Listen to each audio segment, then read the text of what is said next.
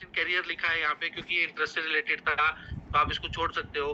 Influence क्या है, adjustment को इन्फ्लुएंस करने वाले फैक्टर।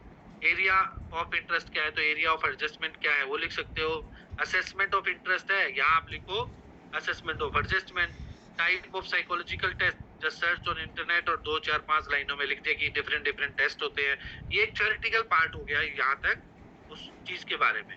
यहाँ से फिर स्टूडेंट की डेमोग्राफिक इंफॉर्मेशन है, need of assessment, personal history, description, test का क्या डिस्क्रिप्शन है, कितने आइटम है, कैसे हैं, फिर एडमिनिस्ट्रेशन और ये सब चीजें आपको मेंशन करनी है एक एक्टिविटी में। तो ये रिपोर्ट होगी आपकी टेस्टिंग की। काफी टेस्ट है ना जो साइकोलॉजिकल टेस्टिंग की, काफी एक्टिविटी है। कौन कौन सी?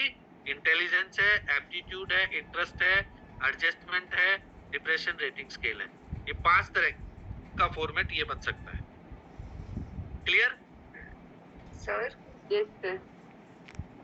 फिर जैसे बिहेवियर मॉडिफिकेशन है, आपको कराया होगा मैम ने, जो बिहेवियर मॉडिफिकेशन है उसमें बिहेवियर क्या है, बिहेवियर मॉडिफिकेशन क्या है, steps of behaviour modification plan, technique का ये थोड़ा आप लिखेंगे। ये आपकी GC3 में ब्लॉक 4 में लास्ट यूनिट है। ठीक है, तो आप देखोगे तो उसमें आपको ये GC3 में पूरा इंट्रोडक्शन मिल जाएगा, एग्जैक्टली जो कल मैम ने कराया होगा आपको। ठीक है, तो वो आप वहां से लेके लिख सकते हो अपने उसमें से। उसके बाद आपने केस लिखा, तो यहाँ आपने 2 केस लिख सकते हो आप उसके, जिसमें आपने पहले ये टेस्ट लिखा केस 1, क्या असेसमेंट है, वही स्टेप्स हैं। ये बिहेवियर मॉडिफिकेशन प्लान के स्टेप्स हैं, कल किए थे ये आइडेंटिफिकेशन ऑफ प्रॉब्लम बिहेवियर और ये सब। Yes sir. तो ये स्टेप्स हैं आइडेंटिफिकेशन ऑफ प्रॉब्लम बिहेवियर। तो आप यहाँ उसमें एक्टिविटी में लाइन में लिख दिया आपने सिंपल कि after assessment there are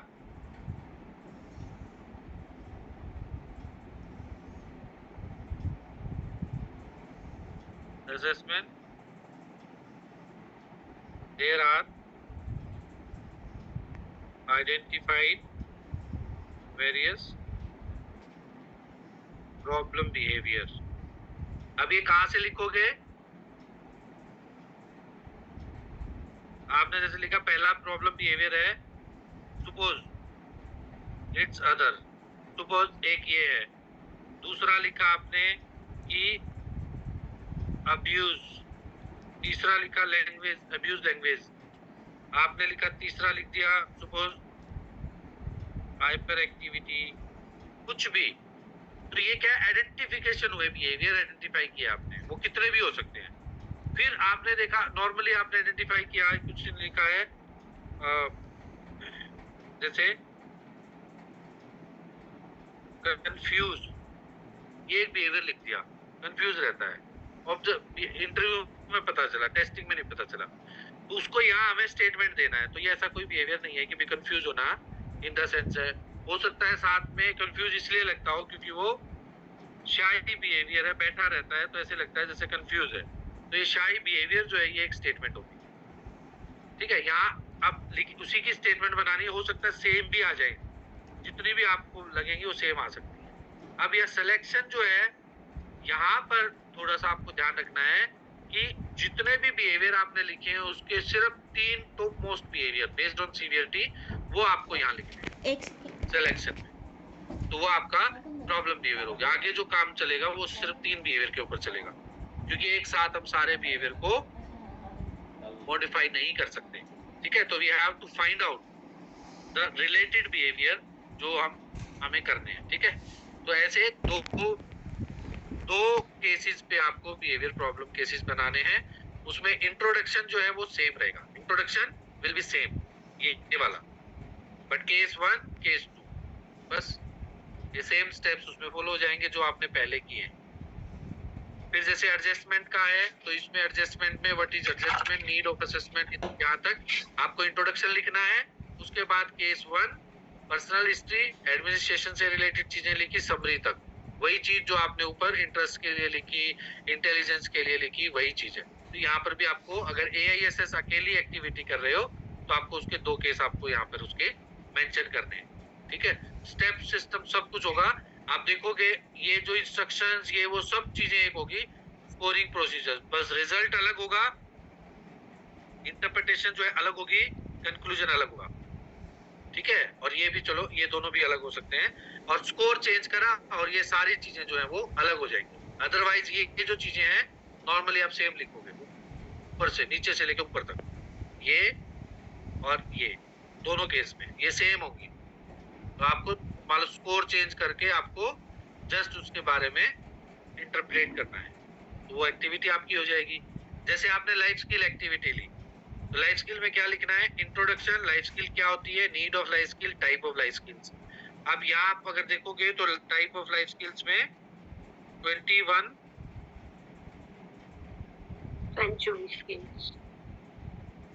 century जो स्किल्स हैं वो लिखोगे आप। अभी आजकल ज्यादातर WHO की फॉलो कर रहे हैं, बट 21 सेंचुरी लाइफ स्किल्स आप गूगल करोगे तो बहुत सारी मिल जाएंगी आपको।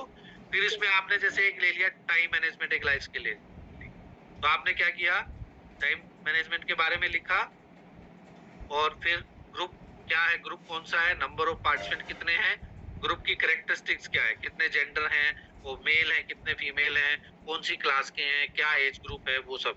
सेशन की टाइमिंग क्या है कि आपने 40 मिनट का एक सेशन लिया। रिसोर्सेज यूज किया आपने कि भाई आपने पीपीटी प्रोजेक्टर यूज किया आपने, कौन सा मेथड यूज किया, teaching method, lecture method use किया, जो भी है वो लिखना है। फिर पीपीटी डेमोन्स्ट्रेशन है, किस तरह से आपने डेमो दिया, कोई एक्टिविटी आपने करवाई हो वो उस एक्टिविटी को आप लिखो, उसके फोटोग्राफ्स खींचो और वो आप लगाओ, साथ में पीपीटी का भी आप पीडीएफ बना के अपनी एक्टिविटी में लगा दो। तो ये एक लाइफ स्किल होगी। इसी तरह से 2 लाइफ स्किल आपको उसमें करनी है, ठीक है। एक टाइम मैनेजमेंट होगी, एक और कोई भी आप ले सकते हो, इंटरपर्सनल रिलेशनशिप या कुछ भी अलग से। तो ये स्टेप्स हो गए उसके अंदर। है, मुश्किल नहीं है ना? नो सर, नहीं sir, we have to made in Excel or we can make by handwriting, sir. मैं नहीं समझ पाया, बहुत देर आवाज आई आपकी एकदम। सॉरी सर, मैं ये बोल रही हूँ कि हमें एक्सेल शीट में प्रिपेयर करना है इसे, या फिर हम हैंड रिटन भी बना सकते हैं। एक्सेल नहीं, वर्ड फाइल में। ओके सर, टाइप होना चाहिए, हाँ, हैंड रिटन नहीं। सर ये ब्लॉक टू एक्शन क्या है? ब्लॉक टू एक्शन है जी, ब्लॉक टू एक्शन सर, ये 1 2 3 4 5 5th पॉइंट है। ये होता है ओपन अप करने के लिए। मान लो कोई क्लाइंट जो है कोई चीज को बोल नहीं पा रहा, बता नहीं पा रहा, हेजिटेशन फील कर रहा है, तो जब रेपो एस्टैब्लिश करते हैं तो लिखवा लेंगे ना सर उससे। नहीं, ब्लॉक टू एक्शन का मतलब है कि आपने किस तरह से बात की, ओपन कैसे किया आपने स्टार्टिंग में, रेपो फॉर्मेशन करके। हाँ, ठीक है। ये भी आपकी बुक में दिया हुआ है, सारे के सारे स्टेप्स और सिस्टम दिए हुए हैं। ये स्टेप्स मैं लिख रहा हूँ आपको, ये ऐसे लग रहा ज्यादा है, इतना ज्यादा है नहीं है। ये बेसिकली स्टेप्स हैं सारे के सारे, जो आपकी पूरी की पूरी काउंसलिंग जो है उसको आप मेंशन कर सकते हो इसमें। काउंसलिंग का केस कि पहले काउंसलिंग के बारे में लिखा थोड़ा थोड़ा, फिर यहाँ से डेमोग्राफिक इंफॉर्मेशन लिखी, डेट लिखा कि कब आपने काउंसलिंग की, उसकी थोड़ी बहुत हिस्ट्री आपने ली, फिर आपने देखा कि काउंसलिंग किस बेसिस पे आप, मतलब कौन से गोल्स आप सेट कर रहे हैं, सिग्निफिकेंट स्ट्रेस आइडेंटिफाइड, ठीक है। आपने देखा कि भाई उसको कोई हमेशा ना एंजाइटी रहती है, एक इनसिक्योरिटी रहती है, तो आपने वो ऑब्जेक्टिव लिख दिया कि with subject ABC is feeling insecurity in that particular situations, वो सिचुएशंस टाइप ऐसे लिख दी। फिर ऑब्जर्वेशन देखा कि पेरेंट्स का क्या व्यू है, टीचर्स का क्या व्यू है, पीयर्स का क्या व्यू है। फिर उसका ब्रीफ समरी रिगार्डिंग डायग्नोसिस, अगर आपको लगता है कि वो बहुत दिनों से है, पेरेंट्स ने बोला है तो 1-2 साल से है, इसको ये बिहेवियर भी है थोड़े थोड़े साथ साथ में, उसका हाथ धोना है, उसको कोई मान लो कोई कहीं जाना हो या कुछ ऐसे तो हेजिटेशन हो जाती है, या कहीं कोई परफॉर्म करना हो तो हेजिटेशन हो जाती है।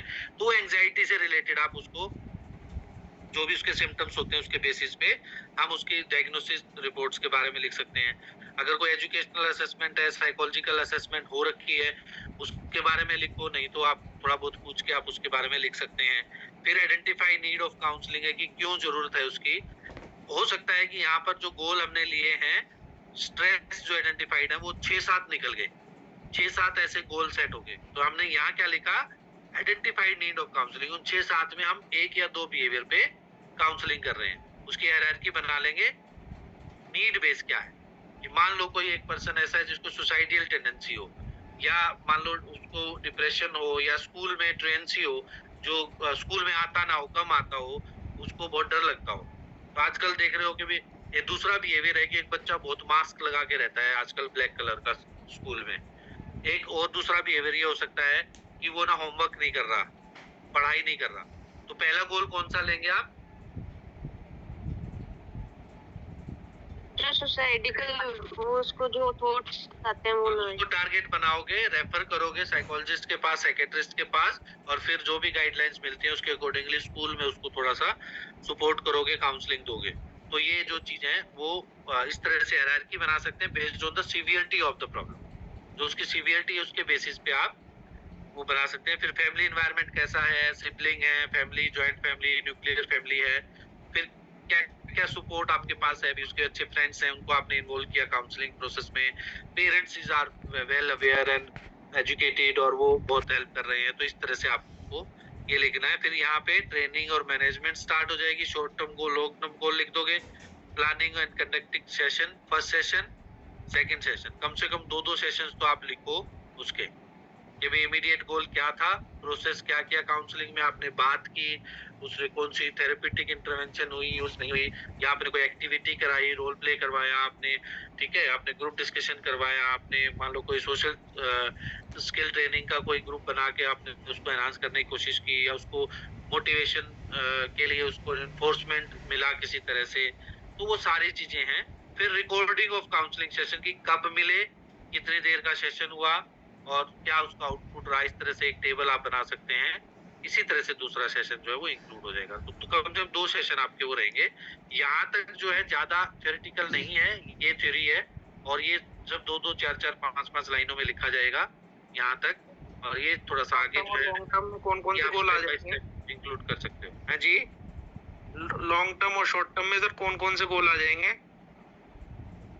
मान लो एक बच्चा स्कूल में नहीं आ रहा, हाँ जी, वो सबसे short पहला term में है। गोल हमारा ये हो गया कि उसको स्कूल में लाना है, और फिर उसको इंक्लूड करना है, उसका सोशलाइजेशन एनहांस करना है, एक्टिविटी में इन्वॉल्व करना है, एजुकेशनल एक्टिविटी में इन्वॉल्व करना है, को करिकुलर एक्टिविटी में इन्वॉल्व करना है, उसको उसकी जो कहीं ना कहीं उसको रिस्पॉन्सिबिलिटीज स्कूल क्लास में देनी है।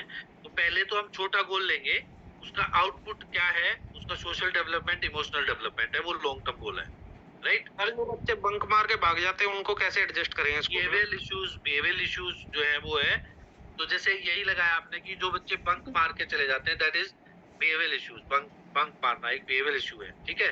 अब उसमें से वो एक हम सबसे पहले तो आइडेंटिफाई करेंगे फैक्टर्स को कि वो क्यों बंक मारते हैं। हो सकता है पीयर प्रेशर जो है, पीयर इन्फ्लुएंस जो है, उसकी वजह से ऐसा कर रहे हैं। दूसरा हो सकता है कि वो बंक लगा के कहीं बाहर जा रहे हैं, तो वहां कोई एक ऐसा ट्रिगर है जो उनको कहीं ना कहीं कन्विंस करता हो।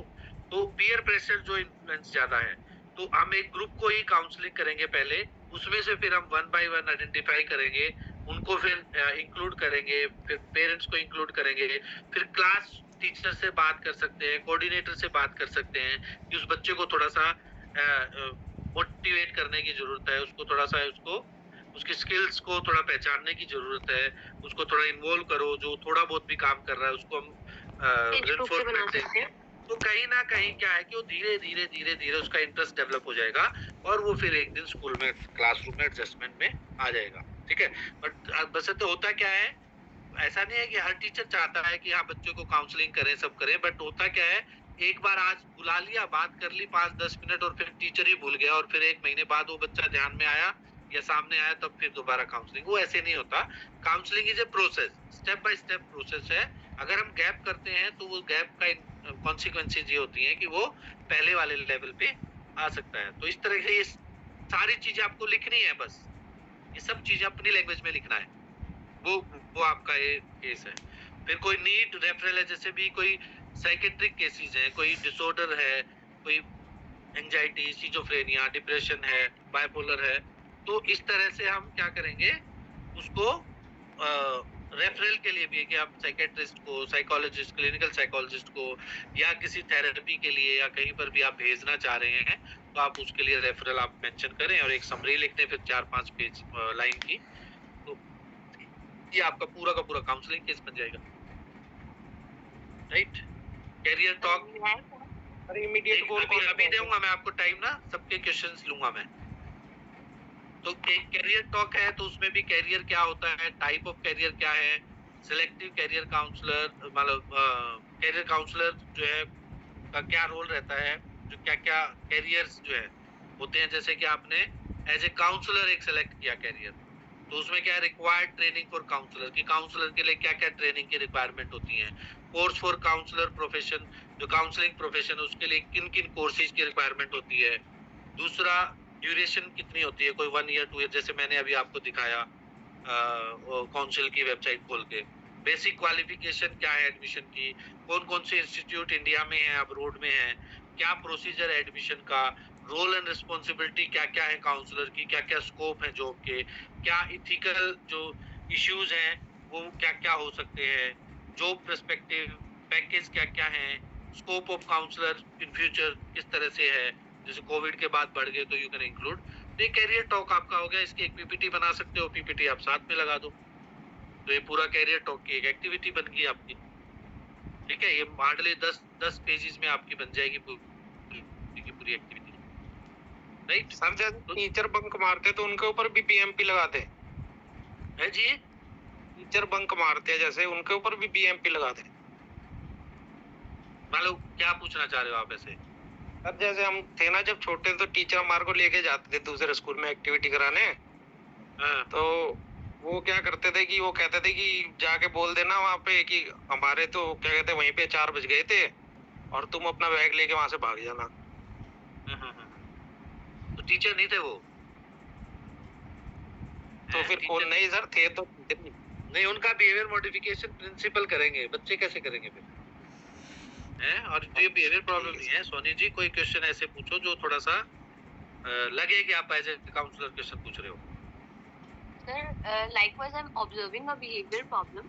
हाँ जी। टीचर ने मुझसे लाइब्रेरी में डिस्कस किया कि जब वो सीनियर क्लासेस में जाती है, लाइक अप टू 9th जाती हैं, तो बच्चे टीचर को उल्टा जवाब देने में ना प्लेजर फील करते हैं। लाइक अगर हाँ। टीचर ने उनको कुछ भी बोला तो बच्चा सामने से कुछ अगर बहुत इनवर्सली एडवर्सली इफेक्टिव कुछ बात बोल रहा है, कोई गलत बात बोल रहा है, या मैम को कुछ आपने गलत बोल दिया, कुछ उल्टा जवाब दे दिया, तो उसमें उनको प्लेजर फील हो रहा है, तो उस चीज का इफेक्ट टीचर पे भी होता है। तो सेम प्रॉब्लम एक बार मेरे साथ भी हुई। तो सर इस चीज को कैसे करेक्टिफाई किया जा सकता है सर? देखो आपको जनरली जो है, जो मैं दूंगा अभी, इसका भी जवाब है उसका भी जवाब है, एक साथ दूंगा मैं कि इस बिहेवियर को कैसे आप मुझसे पूछना। अभी इसमें तो डाउट आपको एक्टिविटीज पता चल गई कैसे कैसे लिखनी है, ये आपके स्टेप्स हैं, ये मैं आपको शेयर कर दूंगा और आप पॉइंट्स जो है आप अपने पॉइंट्स भी ऐड ऑन कर सकते हैं, कोई ऐसा नहीं है कि कर देंगे सर, शायद ओवरऑल वर्कशॉप का काम है। वर्ड फाइल में आपको टाइप करना है। Okay, thank you sir. आप सर जो शेयर करेंगे वो वर्ड फाइल में ही होगा? मैं मान लो कॉपी करना है आपको। ये सर जैसे हम उसके आगे आगे कंटिन्यू लिखना शुरू कर दें लाइक टाइप से। चलो ओके, आई विल शेयर, ठीक है। तो दूसरा ये जो एक पेज है, एक मिनट, एक ये पेज है, फर्स्ट पेज आपका इस तरह से बनता है, जो मान लो आपका हार्ड बाउंड बनेगा। अगर मान लो आपसे सॉफ्ट कॉपी लिया जाता है तो भी आप फर्स्ट पेज आप इसको ऐसा बनाएंगे, और हार्ड कॉपी होगा तो फर्स्ट पेज ऐसा बनेगा इस पे, जो कि ऊपर सब ये लिखा होगा, जिसके अंदर आपका कोर्स का नाम और ये सब है। You can take screenshot of this.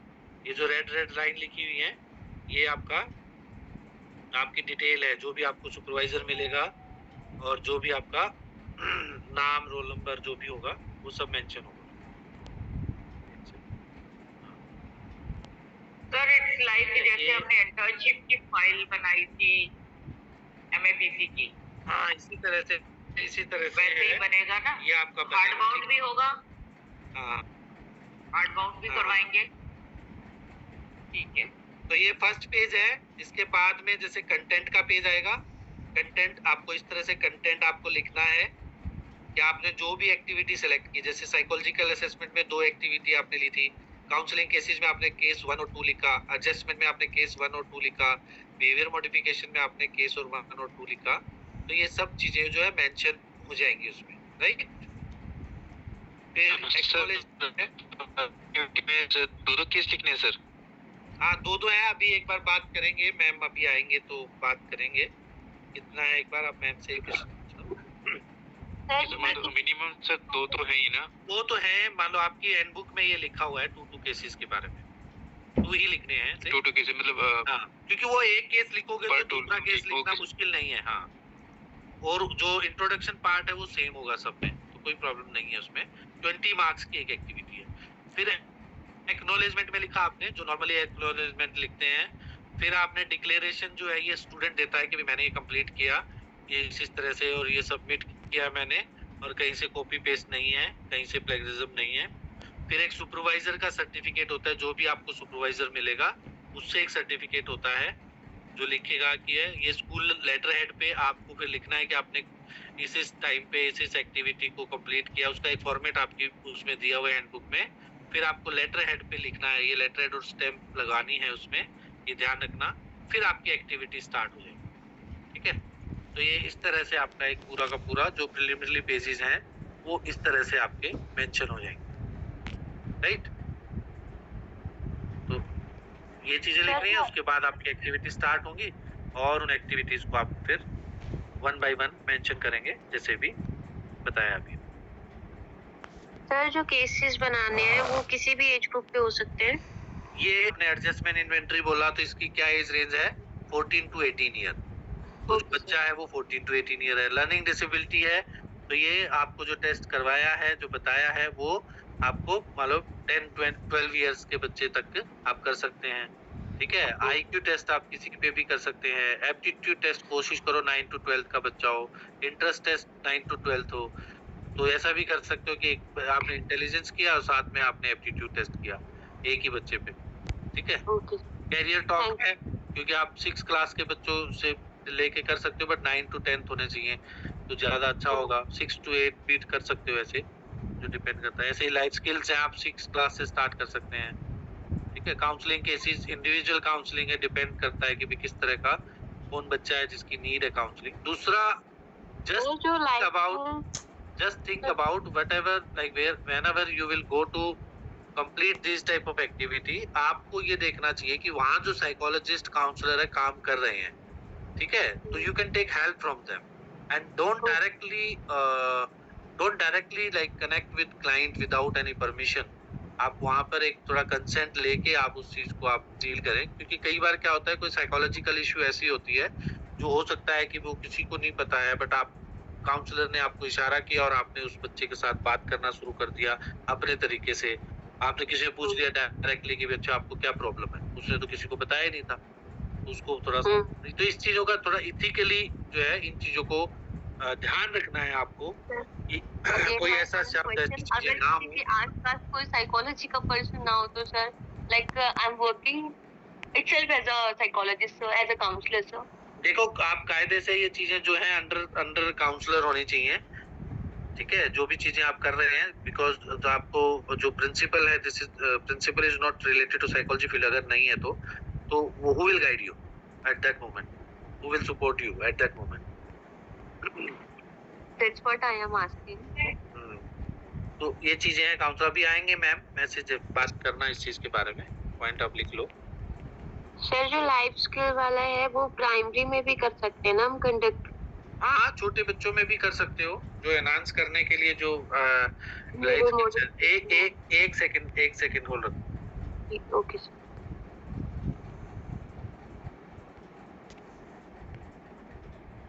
Group activity है, मुश्किल नहीं है। आप अभी देखो, गैप करके बनाओगे तो थोड़ा प्रॉब्लम होगा। आप आज से ही बनाना शुरू करो, ठीक है? आज से ही आप बनाना शुरू करोगे तो डेफिनेटली आप धीरे धीरे मैं स्टेप्स आपको दे ही दिए हैं, आपके लिए इजी हो जाएगा कि आपको क्या क्या मेंशन करना है। आपको सुपरवाइजर मिलेंगे, you can take guidance from them and initially जो है अच्छा काम करो, आपको ये हेल्प करेगा। ये जो काम आप करेंगे अभी, ये आपको सिखाएगा, ठीक है? तो इसको इस तरह से पॉजिटिवली लो। Don't try to complete only, just try to learn first. तो आपने कहा था ना कि रोहिणी साइड का यू विल अभी बताएंगे। आप पहले सर्च करो, आपको नहीं मिलता है कुछ ऐसा तो then I will guide, no problem. Sure sure. ठीक है, आपने Okay. मैसेज किया हुआ है मुझे, यस मुझे सर। रिस्पॉन्स उसमें करना है, बट मैं करूंगा। ओके श्योर सर, हाँ, थैंक no यू। issue। तो केसेस 2 सारे हमें 2 ही लेने हैं ना, 2 केसेस हाँ जी, सारे? ठीक है, ओके सर। इंटेलिजेंस टेस्ट जो है एसपीएम इंटेलिजेंस टेस्ट में आ सकता है? एसपीएम इंटेलिजेंस भाई मैम, सोनाली मैम, एसपीएम है ही इंटेलिजेंस टेस्ट। ठीक है सर, थैंक हाँ, you. RSPM is non verbal intelligence test, okay, thank जो यू। मैम ने करवाया था आपको, सेकंड एक्टिविटी थी शायद करी। ठीक है, वो सर, इसलिए ये किया आपको ताकि ऑनलाइन आप